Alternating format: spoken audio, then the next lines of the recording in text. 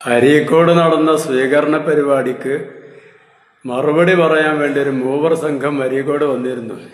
കാര്യമായ എന്തെങ്കിലുമൊക്കെ ഉണ്ടാകുമെന്ന് വിചാരിച്ച് അത് മുഴുവനും ഞാൻ കേട്ടു. എന്താ പേര് പറഞ്ഞറിയാം? ബദരീങ്ങളും അബൂജഹലിന്റെ പാർട്ടിയും. അതിൽ ബദരീങ്ങളെ സ്ഥാനത്താണ് ഇപ്പോൾ നൗഷാദും കൂട്ടരും. അബൂജഹലിന്റെയും കൂട്ടരിന്റെ സ്ഥാനത്താണ് AP ഉസ്താദും കൂട്ടരും. ഭയങ്കര അല്ലേ? എൻ്റെ തൊലിക്കട്ടി സമ്മതിച്ചു. പന്നാര നൗഷാദെ, അതിനൊന്നും മറുപടി അർഹിക്കുന്നില്ല. ചില വസ്തുക്കൾക്ക് ഒരുപാട് പേരുകളുണ്ടാവും. അവർക്ക് അതിൻ്റെ മഹത്വത്തെ അറിയിക്കുന്നുണ്ട്. അല്ലാഹു സുബ്ഹാനഹു വ തആലക്ക് കുറേ പേരുണ്ട്. മുത്തുനബി സല്ലല്ലാഹു അലൈഹി വസല്ലം തങ്ങൾക്ക് കുറേ പേരുകളുണ്ട്. ഖുർആന് കുറേ പേരുകളുണ്ട്. സൂറത്തുൽ ഫാത്തിഹയ്ക്ക് കുറേ പേരുകളുണ്ട്. അതൊക്കെ എൻ്റെ മഹത്വങ്ങളെ അറിയിക്കുന്നു. AP ഉസ്താദിനും കുറേ പേരുകളുണ്ട്. ആദ്യം മൗലാന എന്നായിരുന്നു, പിന്നീടത് ഷെയ്ഖുന എന്നായി, പിന്നീടത് ഷെയ്ഖുസ്സമാൻ എന്നായി, പിന്നീടത് ഖമറുൽ ഉലമ എന്നായി. അതിൻ്റെ ഇടയിൽ അബുൽ ഐത്താം എന്ന പേര് കിട്ടി. പിന്നെ ഒരു സുൽത്താനുൽ ഉലമ എന്നുള്ള പേരും കിട്ടി. പിന്നെ ഖലീദങ്ങളെ വക ഒരു അബുൽ അനാമും കിട്ടി. അബുൽ അനാം എന്ന് കേട്ടതോടുകൂടെ ഇജ്ജാകെ ബേജാറായി. ഞാൻ വിചാരിച്ച് ആദം അലൈഹിസ്സലാമിന്റെ സ്ഥാനത്ത് വേറെ ബാപ്പ വന്നോ. പക്ഷെ അതെ, അന്നെ പോലെ മുമ്പൊരുത്തുണ്ടായിരുന്നു. അബുൽ ഐത്താം എന്ന് പേര് AP ഉസ്താദിന് കൊടുത്തതിന് അസൂയ പൂണ്ട്. അയാൾ പറഞ്ഞ്, അപ്പൊ ഈ അബുൽ ഐത്താം എന്ന് പറഞ്ഞാൽ എത്തിൻകുട്ടികളെ ബാപ്പ. അപ്പൊ അബുണ്ടായാൽ പിന്നെ എങ്ങനെ എത്തിൻകുട്ടിയാകുക? അത് വൈരുദ്ധ്യല്ലേ? അബുണ്ടായാല് പിന്നെ എങ്ങനെ എത്തിൻകുട്ടിയാകുക? പിന്നെ ലോകത്തുള്ള ഈ കണ്ട മക്കൾക്കൊക്കെ അബ് മൂപ്പരാണെന്ന് പറഞ്ഞപ്പം മനസ്സിലാകണില്ല. നിങ്ങളോട് രണ്ടാളോടാ പറയുന്നത്. ഈ ലക്കബലം വേറെ സംഘം എന്നറിയില്ലേ?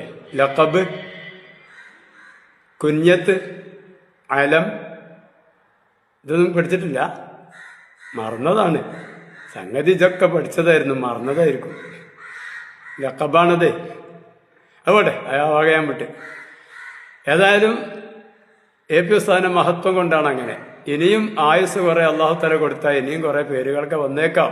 അള്ളാഹു ദീർഘായുസ് കൊടുക്കട്ടെ. ഏതായാലും നിങ്ങളെ ത്വരീഖത്തിന്, കുരുവട്ടൂർ ത്വരീഖത്തിന് ഞാനൊരു പേരിടാം. ഇപ്പൊ തന്നെ നിലവിൽ കുറെ പേരുണ്ട്. അത് മഹത്വമുള്ളത് കൊണ്ടാണ്.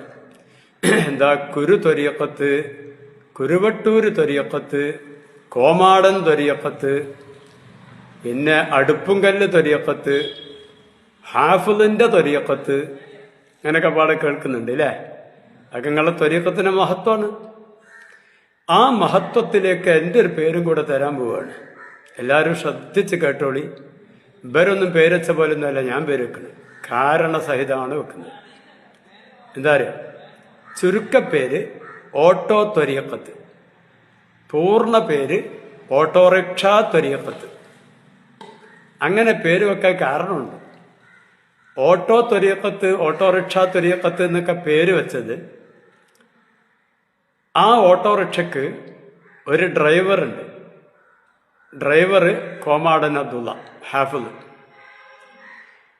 അതിന്റെ മുന്നത്തെ ടയറ് നൗഷാദ്, ബാക്കത്തെ 2 ടയറ് കുഞ്ഞാമതും സമ്മതും. പൊന്നാര കോമാട, ഈ 3 ടയറിൽ പെട്ട ഏതെങ്കിലും ഒരു ടയറ് പഞ്ചറായി കഴിഞ്ഞാൽ വേറൊരു ടയറ് എനിക്ക് മാറ്റിയിടാൻ ഉണ്ടോ? ഇല്ലെങ്കിൽ 1-2 ടയറും കൂടി വാങ്ങിയച്ചാളാ, നല്ലതാ. എപ്പോഴെങ്കിലും വഴിയിൽ വെച്ച് കുടുങ്ങിയാലേ ടയറ് മാറ്റിടേണ്ടി വരും. അപ്പോൾ 3 ടയറുള്ള ഓട്ടോറിക്ഷയാണ്. ഒന്നാമത്തെ ടയർ മുമ്പത്തത് നൗഷാദ്, ബാക്കത്തെ 2 സമ്മതും കുഞ്ഞാമതും, പിന്നെ അത് ഓട്ടാൻ ഉള്ള driver Komadan Abdulla, original autorickshaw. പിന്നെ അതിൻ്റെ അകത്ത് കയറാൻ കുറച്ചാള് വേണ്ടേ? ആ ആള് ആ സ്റ്റേജ് മേൽ ഇരിക്കണ കുറച്ചാളുണ്ടല്ലോ, ഒരു ഓട്ടോറിക്ഷയ്ക്കുള്ള ആളാണ്. അവരും ഇപ്പൊ റെഡി. ബാക്കിയുള്ളതൊക്കെ ആ സദസ്സിൽ വന്നിരിക്കണ ഒരു 10-15 ഉണ്ടാവും. ഐറ്റങ്ങളെ ഏതായിരിക്കും?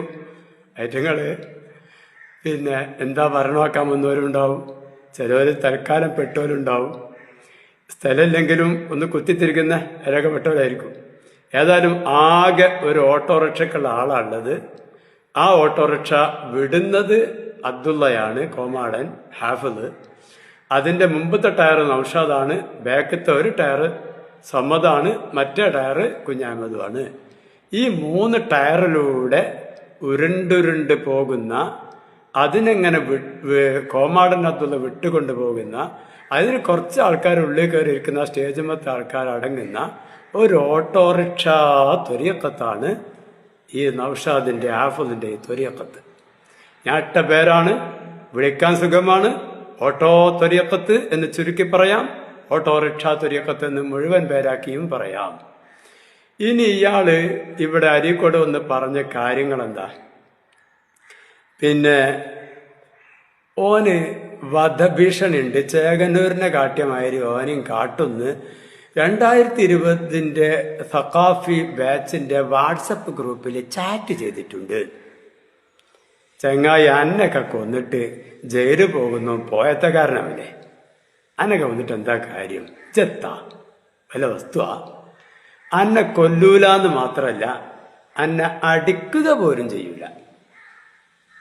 അന്റെ വേദിയിലേക്ക് ഒരു പിടി മണ്ണ് പോലും വാരി എറിയൂല. ഏൽപ്പിക്കാരന്നെ പരിഗണിക്കുന്നേ ഇല്ല. അതുകൊണ്ട് അന്നെ കൊല്ലല് പോയിട്ട്, അടിക്കൽ പോയിട്ട് അന്റെ വേദിയിലേക്കൊരു മണല് പോലും എറിയൂല. കാരണം നീ ഒരു ഷൈ അല്ല. നമ്മളിപ്പോ 2 ദിവസമായിട്ടുള്ളൂ അന്നെങ്ങനെ ശ്രദ്ധിക്കാൻ തുടങ്ങിയിട്ട്. ആരും എനിക്ക് മറുപടിയും പറയില്ലല്ലോ. ഇന്ന പോലത്തെ ഏതെങ്കിലും ചില ആൾക്കാരിങ്ങനെ പിന്നെ ഫേസ്ബുക്കിലൊക്കെ വന്നിട്ട് ഇങ്ങനെ പറയാന്നല്ലാതെ എന്താ അറിയോ, അതിനത്ര ഇല്ല. ഈ പറഞ്ഞൊരു കഴമ്പുമില്ല. അതുകൊണ്ടാണ്. അപ്പൊ നൗഷാദെ, ആ ജാതി ബേജാറൊന്നും വേണ്ട. പിന്നെ ചേകന്നൂരിനെ കൊന്നത് ഇവരാണെന്ന് ഈ ചാറ്റിങ്ങിലുണ്ട്. 2020 ബാച്ചിലെ സഖാഫിമാര് അവർക്ക് എത്ര വയസ്സുണ്ട് നോക്ക്. ചേകന്നൂരിന്റെ സംഭവം കഴിഞ്ഞിട്ട് എത്ര കാലമായെന്ന് നോക്ക്.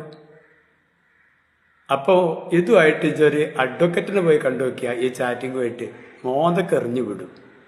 അതൊന്നും ഒരു തെളിവുമല്ല കുട്ടി. അന്നെ പോലത്തെ പറഞ്ഞേ കേട്ടതാ. ഞങ്ങൾ AP വിഭാഗത്തിന്റെ ആളുകളും അല്ലാത്ത എല്ലാ സുന്നികളും വിശ്വസിക്കുന്നത് ചേകന്നൂർ മൗലവി കൊല്ലപ്പെട്ടു എന്നോ വധിക്കപ്പെട്ടു അല്ലെങ്കിൽ മരിച്ചുപോയി എന്നോ അല്ല, തിരോധാനം ചെയ്തു എന്നേ ഞങ്ങൾ ഇപ്പോഴും വിശ്വസിക്കുന്നുള്ളൂ. ചേകന്നൂരിനെ കാണാനില്ല. അയാൾ ജീവിച്ചിട്ടുണ്ട് എന്ന കാര്യം ഉറപ്പാണ്. പക്ഷെ ഇപ്പൊ അയാളെ കാണാനില്ല. തിരോധാനം ചെയ്തു എന്നാണ്. അയാൾ മരിച്ചണോ അറിയൂല, വിവരം കിട്ടിയിട്ടില്ല. അയാൾ ആരെയും കൊന്നതാണോ അറിയില്ല, നമുക്കറിയില്ല, ആർക്കും അറിയില്ല. അയാൾ ഇവിടുന്ന് കൊടുക്കുക പോയിടുന്നുള്ള കാര്യം ഉറപ്പാ, കാണാനില്ല. അതാണ് ഈ ഇന്ത്യ രാജ്യത്തിന്റെ മുഴുവൻ അന്വേഷണ സംവിധാനങ്ങളും ഉപയോഗപ്പെടുത്തി CBI വരെ ഏൽപ്പിച്ച് എല്ലാ അന്വേഷണങ്ങളും പൂർത്തിയാക്കി ഒരു നിലക്കും ഒരു വിവരവും ഒരു തെളിവും കിട്ടാത്തത് കൊണ്ട് AP ഉസ്താദിന്റെ പേരിൽ അഡ്രസ് ഇല്ലാത്ത കുറെ പോസ്റ്ററുകളൊക്കെ അരീക്കോട് ഒട്ടിച്ചിരുന്നു. അവസാനം ഒട്ടിച്ചോല പിടിച്ചു നോക്കുമ്പോൾ മുജാഹിദുകളാണ് അല്ലേ? അവര് ഈ പറഞ്ഞുണ്ടാക്കിയ ആരോപണങ്ങൾ അതുമായിട്ട് സുപ്രീം കോടതി ചെന്ന് പറഞ്ഞു നോക്കിയപ്പോൾ സുപ്രീം കോടതി പറഞ്ഞ് മേലാൽ ഈ കേസുമായിട്ട് ഇങ്ങോട്ട് വരരുത്. സാലിം ഹാജി എന്ന് പറയുന്ന ഹവാമിന്റെ അമ്മോനോണ്ടോ ഏറ്റവും പറഞ്ഞു ഇല്ലേ, അല്ലെങ്കിൽ ചേകന്നൂരിന്റെ അമ്മോൻ ആരാണാവും, ഏതായാലും സാലിം ഹാജിനോട് പറഞ്ഞു ആ കേസുമായിട്ട് ഇങ്ങോട്ട് വരണ്ട. എന്താ കാര്യം? ഒരു തെളിവുമില്ല. ലക്ഷക്കണക്കിന് കോടിക്കണക്കിന് പണം മുടക്കി JCB വെച്ച് മാന്തി പരിശോധിച്ചൊക്കെ ചെയ്തു നോക്കി, ഒരു തെളിവുമില്ല. ഞങ്ങൾ പറഞ്ഞു മൂപ്പരെ കാണാനില്ല. ഇജ്ജ് പറയണ മരിച്ചീണെന്നില്ലേ, ആരോ കൊന്നീണെന്നില്ലേ? അന്റെ തലക്ക് 2 മേട്ടം മേടി ചോദിച്ചാല് ആളെ കിട്ടുമോ? ആരാ എന്നോട് പറഞ്ഞ് ചേകനൂർ മൗലവി വധിക്കപ്പെട്ടു എന്ന്? എനിക്ക് തെളിവുണ്ടേന് ഉണ്ടെങ്കിൽ വേഗം പറയും. ഞങ്ങളെ വിചാരം ഇവരെ കാണാനില്ല എന്നാ. അപ്പോൾ നൗഷാദെ ആ ജാതി കാര്യങ്ങളൊന്നും പറഞ്ഞു വരണ്ട. പിന്നെ എനിക്ക് വധഭീഷണി ഉണ്ട്, എനിക്ക് ആ ജാതി പേടില്ല എന്നാ പിന്നെ ആ പ്രസംഗത്തിൽ പറഞ്ഞ്. പേടില്ലെങ്കിൽ ഇജെന്തിനാ ഇതിനു മുമ്പ് എനിക്കെതിരെ വധഭീഷണി ഉണ്ട്, എനിക്ക് സംരക്ഷണം വേണമെന്നും പറഞ്ഞിട്ട് കേസ് കൊടുക്കാൻ പോയത്? എന്തിനാ? എൻ്റെ ധൈര്യത്തിന്റെ ഊക്കോണ്ടല്ലേ ഇജ്ജ് കേസ് കൊടുക്കാൻ പോയത്? എനിക്ക് വധഭീഷണി ഉണ്ടോ, എനിക്ക് പ്രൊട്ടക്ഷൻ വേണോ എന്നും പറഞ്ഞ് പോലീസ് സ്റ്റേഷനിലേക്ക് പോയത് ആരേനി നൗഷാദെ? എൻ്റെ ധൈര്യമാണത് കേട്ടോ. പറയാ എനിക്ക് പേടില്ല. എനിക്ക് പേടില്ലാത്തതിൻ്റെ കാരണം ഞാൻ പറഞ്ഞായിരുന്നോ? എനിക്കറിയാം ഏപ്പിക്കാരെ കൊണ്ട് ഒരു ഉപദ്രവവും എനിക്കുണ്ടാവില്ല. ഏപ്പിക്കാരാണ് ഇപ്പൊ ഈ കുറ്റമൊക്കെ പറയണത്. ഏപ്പിക്കാര് ഒരു ഉപദ്രവവും ചെയ്യൂല, കൊല്ലൂല്ല, അടിക്കൂല, കുത്തൂല്ല, ആക്രമിക്കൂല, കല്ലെറിയൂല, ഒരു ചരൽക്കല്ല് പോലും വാരി എറിയില്ല എൻ്റെ സദസ്സക്ക്. അത് എനിക്കെന്നെ ഉറപ്പാ. ആരും ഒന്നും എന്നെ ചെയ്യൂല. ആ ധൈര്യത്തിൽ അജി നടക്കണമൊക്കെ. ഏപ്പിക്കാരുടെ സ്ഥാനത്ത് വേറെ ആരെങ്കിലും ആയിരുന്നെങ്കിൽ നൗഷാദെ എനിക്ക് 4 എണ്ണം കിട്ടണ സമയം കഴിഞ്ഞു. അതും എനിക്ക് ബോധ്യമുണ്ട്. ഏപ്പിക്കാരായിരുന്നില്ലെങ്കിൽ നിനക്ക് 4 എണ്ണം കിട്ടണ സമയം കഴിഞ്ഞു പോയിന്. ഏപ്പിക്കാരായതുകൊണ്ട് അന്നൊരു ഷൈഖായി കണ്ടിട്ടില്ല. എനിക്ക് ഒന്നും പറ്റൂല, ഒന്നും സംഭവിക്കില്ല എന്ന് എനിക്കെന്നെ അറിയാം. അതുകൊണ്ടാണ് ആ ധൈര്യത്തിൽ ഒരു ഓട്ടോറിക്ഷയായിട്ട് ഇങ്ങനെ വന്നിട്ട് ഒരു ഓട്ടോറിക്ഷ തെരിയൊക്കത്ത് ഇങ്ങനെ സഞ്ചരിക്കുന്നത്. എവിടേക്കാണ് കടൽ ഒഴുകുന്നതെന്ന് നോക്കിയിട്ട് ആ കടലിനോട് കടപിടിക്കാൻ പറ്റിയ ഒരു അരുവിയായി ഓട്ടോറിക്ഷയായി നീ ഇങ്ങനെ പോവുകയാണ്. ഇന്നിവിടെ, നാളെ അവിടെ, മറ്റന്നാളപ്പുറത്ത്, ഇപ്പുറത്ത് അങ്ങനെ എന്തൊക്കെ പറയുന്നത് ആരും എന്ത് ചെയ്യണില്ല. എൻ്റെ ഒരു കഷ്ടക്കാലം.